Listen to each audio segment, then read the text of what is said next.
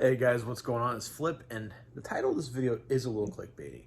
Now, I have seen every single martial arts movie that Shaw Brothers produced that is available on DVD or Blu-ray. I own them all. This isn't all of them. This isn't all 265. There's some in other shows. But yeah, there's 265 movies that are martial arts based, wuxia, kung fu, that are available on DVD or Blu-ray. I have a little bit more than that because I have a couple crime thrillers that they put out.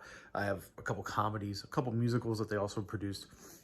And I wanted to kind of talk about my thoughts. I've finally seen them all. I've watched them all. And I kind of want to talk about my thoughts about how I feel about Shaw Brothers in general, overall. Some of my favorite movies, the movies I did not like, and some of my favorite directors. So I want to kick things off with the movies I did not like. There is a lot, out of 265 martial arts movies that they produced, there are only 4 movies that I think are objectively not good. I think these movies are not great. I would rate them below a 3-star rating scale. I use that because of Letterboxd. They have a 5-star rating scale. So these are things that I would rate a 1-star, a 2-star. And that is 1980's Coward Bastard, which is a comedy martial arts film. I've said numerous times on videos and streams that comedy and martial arts has to be very specific for me. I do not like it. I don't like comedy in my anime either. I'm very particular about what I find funny. And this movie, Chinese, Hong Kong humor during the 70s and 80s just really, truly wasn't my thing. I think people like Sammo and Jackie pull it off because they are just naturally, I think they are very goofy and funny people. But Coward Bastard, not my thing. 1965 Temple of the Red Lotus.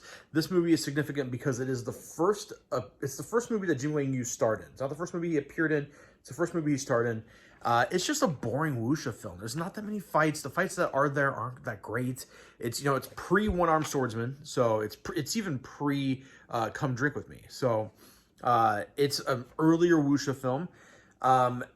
But I gotta say, like, there are still things that are redeeming about it. It's got great costumes, great set design, and the actors do a fine job. It's just the plot isn't very exciting. 1982's Brave Archer and His Mate. This is the final film in the Brave Archer franchise. There's 5 of them, and I gotta say, this is one of the worst movies that Shaw Brothers produced. The special effects were not good. The comedy is kind of a goofy movie, not very good. I like everything leading up to this film in this franchise. I think the first Brave Archer is a fantastic film. I think the second one's pretty good as well. And then it ends with just a dud. 1985's Journey of the Doomed. Again, kind of like Temple of the Red Lotus, this is a movie that I don't flat out hate. There are redeeming qualities like the sets, like the costumes, but the story just wasn't there for me. And then I want to highlight 5 movies that I think are underappreciated or hidden gems in the Shaw Brothers catalog for martial arts. The Black Tavern from 1972. Full Moon Scimitar from 1979. This movie is gorgeous. This was directed by Koryun. Just an incredibly beautiful movie. Just visually one of the most unique things I've ever seen. A lot of special effects, a really cool kick-ass weapon, and some just immaculate fights. So I would highly suggest pick up Full Moon Scimitar. Judgment of an Assassin. This is directed by Sun Chung. I'll talk about him here in a second. This is a really interesting film. There's a lot of, I want to say Stanley Kubrick influences. I think Sun Chung in general does a lot of stuff very similar to what Stanley Kubrick did, like a lot of the close-ups. But yeah, it's really interesting because I'll talk about this movie more when we get to my favorite directors and talk about my favorite movies from their directors. But Judgment of an Assassin is one of my all-time favorite Shaw Brothers movies right now. I actually have it listed on Letterboxd as one of my top 4 selected favorites that you can choose. It's on there, so I highly recommend Judgment of an Assassin. The Bells of Death. The Bells of Death from 1968, a really underappreciated film. It's about a guy who comes home and finds his family slaughtered by a group of bandits. His mother had a charm bracelet that had bells on it. And he takes it, and when he's getting ready to kill the people he's hunting down, he shakes the bells, and it triggers them hearing that sound when they killed her.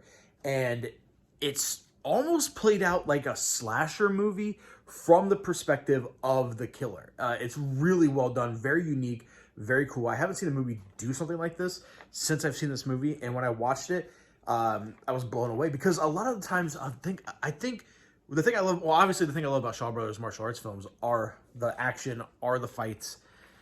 This movie kind of pulls that back. You know, a lot of the kills aren't directly on screen.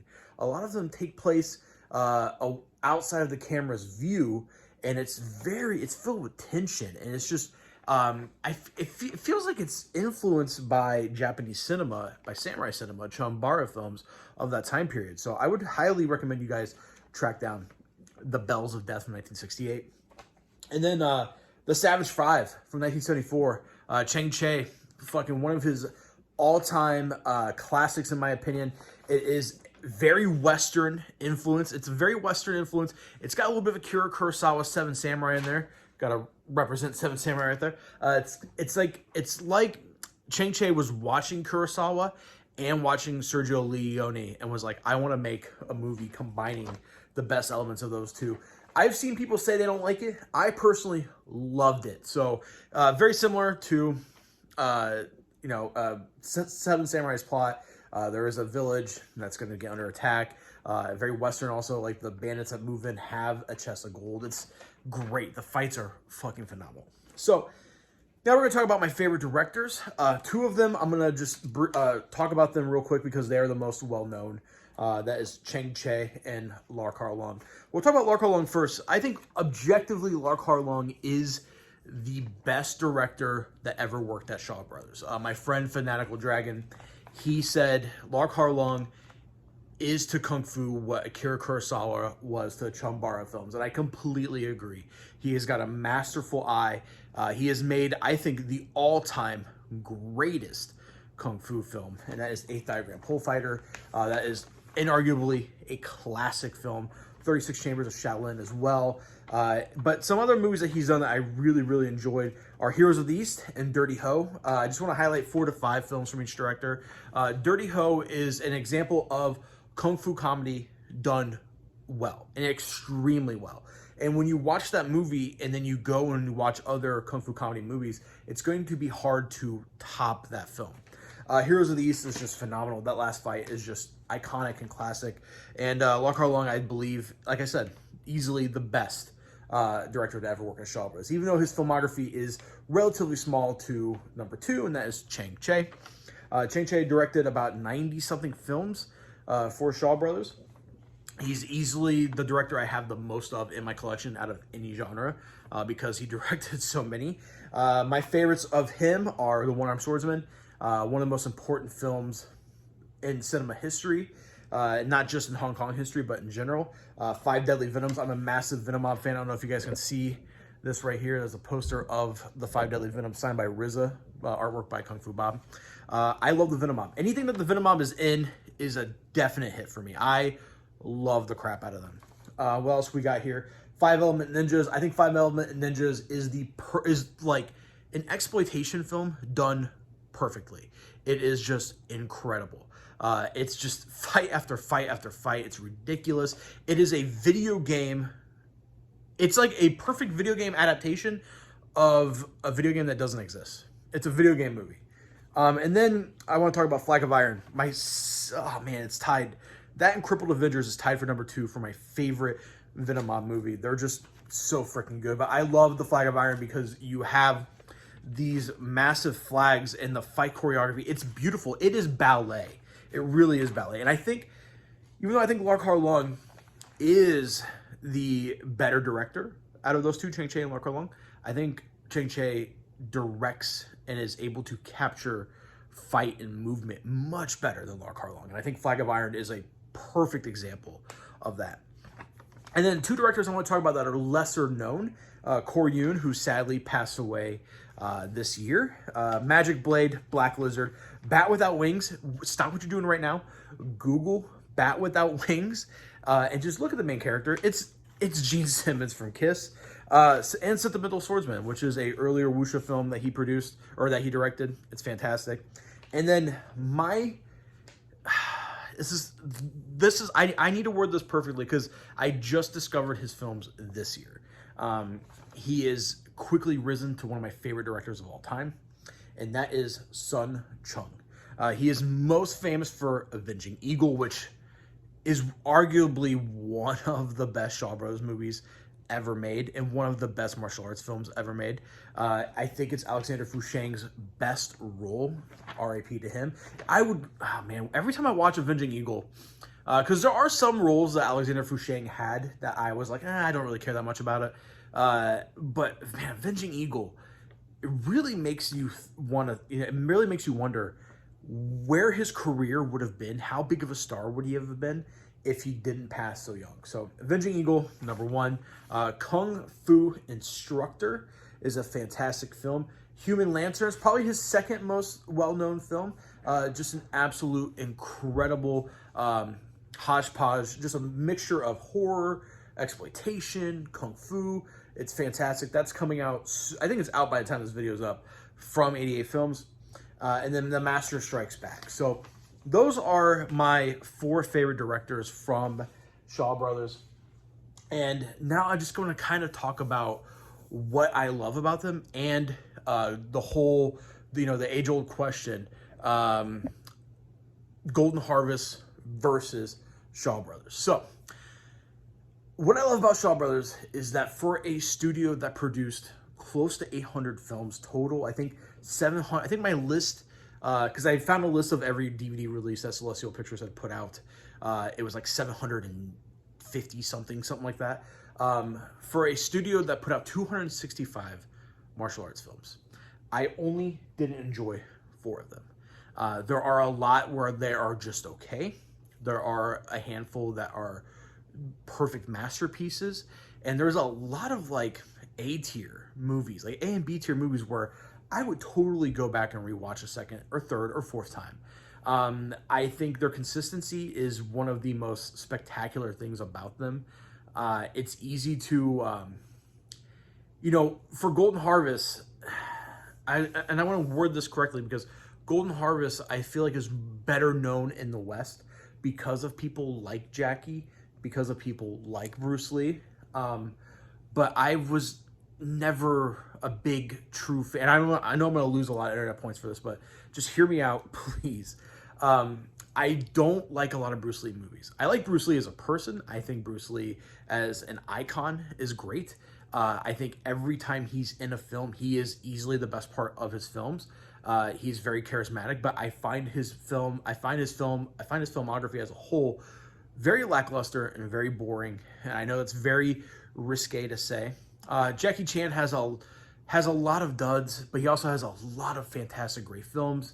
There are Golden Harvest films that have bored me to sleep. And this is coming from someone who is jacked up on caffeine 24/7.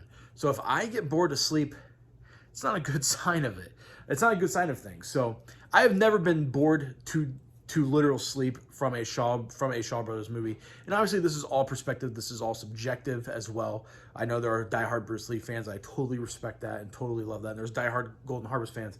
But for me personally, after seeing 265 plus films, I got to give it to Shaw Brothers. I really do. They are just wonderful. And another thing that I love that they do is they weren't afraid to really, early on, 60s, early 70s, to really take genres and twist them and blend them together and just try out new things, constantly trying new things. There are movies like The Bells of Death, like Full Moon Scimitar, like The Savage Five, where I've watched them and I'm like, why don't more people know about this? Why aren't people talking about this? There are and I'm ranking these in terms of popularity. There are the S-tier films like The Five Deadly Venoms, like The One-Armed Swordsman, that are just so well known and universally loved and praised by just cinema fans in general. There are the A-tier ones for fans who are in, the martial arts circles, like Avenging Eagle, like Human Lantern, like Crippled Avengers, who love those movies and adore them. But there are a lot of B and C tier movies that are, like I said, worth a watch or two, worth a watch of, or 3. And those movies, there are so many of them. And what I loved about my journey through watching these films is that I never once was like, okay, I'm bored. I was always surprised. every single movie, even the ones I ranked as the worst movies, every single movie, there was at least a scene, a section that I adored, that I loved, and I had an absolute blast with. And it's been one of my favorite things to do as a film fan, and as a, as a fan of just kick-ass things. I've loved going through, collecting these films, watching these films, and you have to go in. I know a lot of people watch these movies, and they kind of laugh at them because they are objectively, they are kind of goofy for for a through a 2022 lens. But I watch these movies through a serious lens, and I love them. I adore them. I think the fights are fantastic. And we're in modern day, we are spoiled by the things like the Raid, like the Raid 2. But these movies, without these movies, we wouldn't have the things that we love today. We wouldn't have modern action cinema. These movies paved the way. And I am so glad that we live in an era where 88 Films, Arrow, are giving these films, the films that I adore, the proper love and treatment.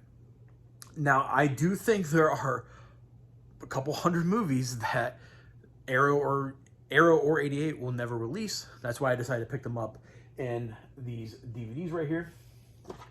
Like right here is the Battle Wizard. I just pulled one of the craziest things that they've produced right off my shelf. This movie is fantastic.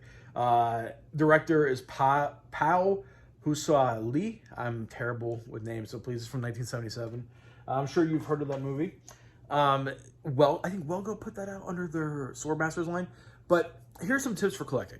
One, get everything that 88's putting out. So right here I have one of my absolute favorite movies that they have released, The Chinese Boxer. Every release of theirs feels like a very special occasion. You get the slipcover, you get the original artwork as a reversible sleeve, you get the poster, booklet, loaded with special features. And then also, go pick up what Arrow's putting out as well. Here is Come Drink With Me, King Hu's classic seminal film. And then if you are wanting to collect the stuff that, like I said, isn't ever going to get a release, stuff like The Iron Bodyguard, directed by Chang Che and Pao Husa Lee, like I was just talking about Battle Wizard. That's weird. I didn't even mean to have those stacked together. Here's what I would say. Here's my tips.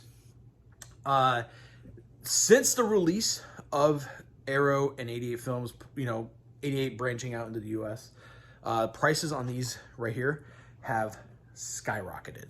A lot of these movies were going for dollars are now going for 100 plus. I think I saw somebody spend, I think, was it Revenge of a Snow Girl was one that I was eyeing for a while, and I think someone bought it for $300 on eBay, which is wild.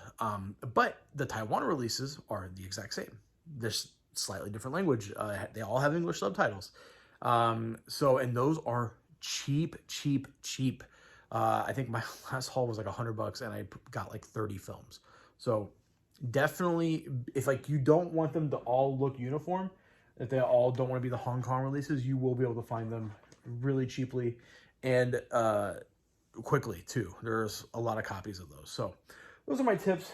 Those are my thoughts on Shaw Brothers. I do plan on doing a series of movies, probably starting next week or the week after, where I'm just going to every Saturday, call it Shaw Brothers Saturday, pull a movie from my collection and review it, talk about it, and discuss it. So let me know what you guys think in the comments down below. I'm Flip, and I'll see you next time.